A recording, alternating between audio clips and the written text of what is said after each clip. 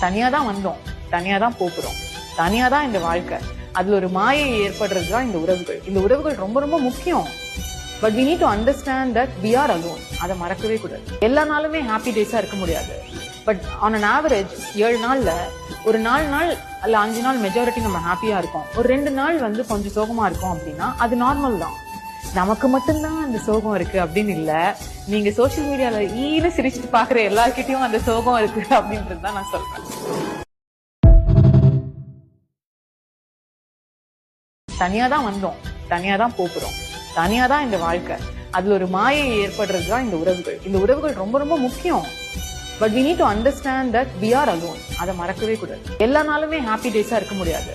But on an average 7 நாள்ல ஒரு 4 நாள் அல்ல 5 நாள் மெஜாரிட்டி நம்ம ஹாப்பியா இருக்கோம். ஒரு 2 நாள் வந்து கொஞ்சம் சோகமா இருக்கும் அப்படின்னா அது நார்மல் தான். நமக்கு மட்டும்தான் அந்த சோகம் இருக்கு அப்படின்னு இல்ல. நீங்க சோசியல் மீடியால ஈன சிரிச்சுட்டு பாக்குற எல்லார்கிட்டயும் அந்த சோகம் இருக்கு அப்படின்றது தான் நான் சொல்றேன்.